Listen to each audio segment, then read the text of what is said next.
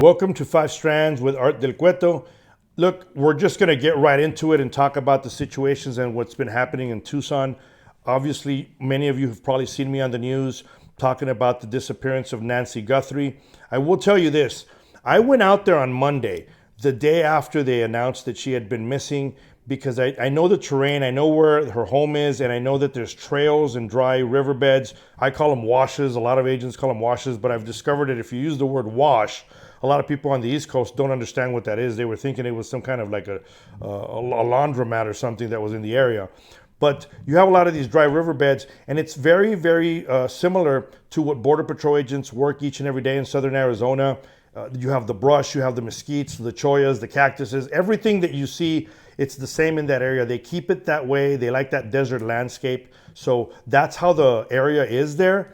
And so I've been doing a lot of interviews because I went out there, I posted something on my social media. It caught fire and people started looking at it and talking about it. But I do really want to stress this. And I know some people are going to say whatever, but it is what it is. I did not go out there and do it for likes. I didn't go out there and do it for clicks or anything like that. I went out there because I genuinely care. I constantly criticize and I talk about people that leave their country, came here illegally to the United States. And I always say, why don't you just stay in your country and try to make your country better? I always say that. So I live in Tucson. I live in Pima County. I know we have a lot of issues basically because of the politics of some of the leadership in this area, but it's still where I live and I care about my area enough where I said, you know what, I'm going to go out there and see how I can help. So I went out there, I did some tracking behind the house, around the riverbeds, around the washes, all that area. I didn't find anything. A lot of people have gone through there already, and there was a lot of foot sign throughout the area where I was walking. But you never know, right? I wanted to go out there and see if I could find something. That was my whole intentions. I put it on social media. Some of the media caught wind. So I've been doing a lot of interviews where they're asking about the terrain, they're asking about the area. And then because obviously I've done law enforcement for such a long time, they want my opinion in some things. So I've jumped at the chance to go ahead and do those types of interviews because I think it's important. One of the things that I think people need to understand is Tucson does have some type of ordinance in Pima County where against light pollution, but I don't think that should ever be an excuse. If you're going to go out there and conduct an investigation, especially in that area that is so dark, and many of you understand that are from Tucson, and more so even agents, you guys understand it's extremely dark out there and there's zero street lights. So you can just imagine how bad it is, especially when you're inside the washes and the trees kind of cover up even the moonlight at some point, or it's cloudy. There's nothing you could see. So I think they need to forget about this silly light pollution ordinance, and they should that thing should be lit up like a Hollywood premiere with so many lights to make sure that you don't miss something. But it's been a week now. It's been almost a week, and they've been able to secure the scene and unsecure it 3 times. I'm sure the latest was because they received another letter. Now, I talked about the letter.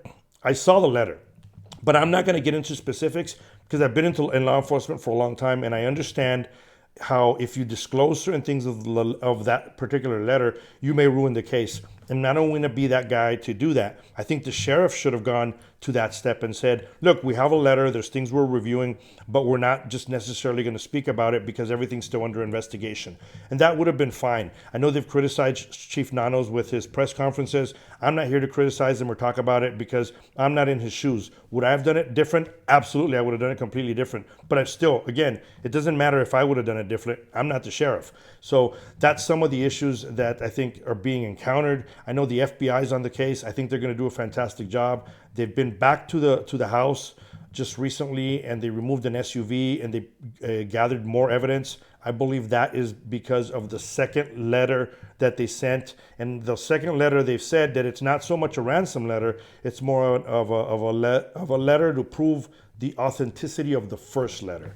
So we're going to have to wait and see. It's a horrible and tragic situation that is happening in Tucson, of course, but our prayers are with the entire family, and hopefully they're able to find her safe, which I think is the most important thing. Also in the news out here in Tucson is the chief of police retired from the police department. He's no longer going to be the chief, but he took on a job with Pima County. So hats off to the chief of police. I had a very good working relationship with him. He would answer the phone each and every time that I would call. In fact, he would answer the phone more often than some of the chiefs within Border Patrol would when I would call him directly. So hats off to him. I wish him nothing but the best in the future. We'll see what happens. And Tucson Police Department, they named a new chief. I'm not sure if she's an interim chief or she's going to be the permanent chief, but it's going to be difficult. And, prayers to her that she can battle through everything. It's very hard when you're in law enforcement and you're having to deal with a boss, in this case, the mayor in Tucson, that is far from caring about law enforcement. And I know people can cringe or say, I shouldn't say stuff like that. But when you go out and you do a public event and your words to the people are, we shall not obey, we shall not comply, and that's when you're referring to law enforcement. I mean, that's all I need to know that you're against law enforcement in general. So we're going to have to wait and see, best wishes to the new chief of police down here in Tucson, Arizona. Again, we're just going to have to wait and see what happens with this case. I know there's been a lot of back and forth because we're so close to the border. A couple of things that we need to really understand is, one, we are close to the border, so you don't know when you're dealing with different criminal organizations who's involved, who's not involved. Again, another big point that a lot of people haven't talked about is Tucson is currently going through the GEM show. And the GEM show brings people from all over the world. So we're going to have to wait and see, what's the status there. So I think that's what makes this case even more difficult. But again, my prayers go out to the family, and I really truly hope that this lady is found and she's found safe and brought back home. So keep that in mind. Super Bowl's around the corner. Make sure you change that channel at halftime and watch the Turning Point USA. Not because, so it's funny because I'm Hispanic and people have gone back and forth on the whole situation of Bad Bunny and, it's because he speaks Spanish. I don't understand what Bad Bunny talks about anyway. So it's not because of that. It has nothing to do with that. To me, it's because if you come out and you openly say F ICE or F Border Patrol, then I don't want to deal with you. On that note, Green Day also, and I'm a punk rock music fan, but I guess I don't consider Green Day really that punk. They're more new wave punk, I guess you would say. They did a concert overseas. I know it wasn't in the United States, where they were but encouraging the crowd to chant F America. And one of the singers talks about how he's embarrassed to go live in the United States again.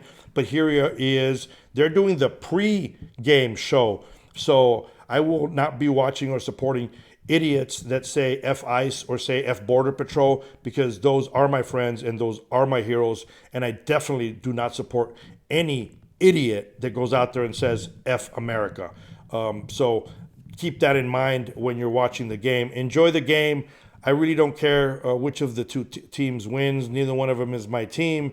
I'm going to watch it just because I enjoy football, and I will be watching it. I'll have some people over the house and have something to eat.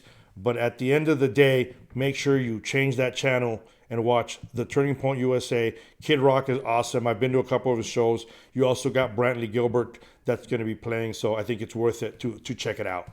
On that note, till next time, stay safe and God bless.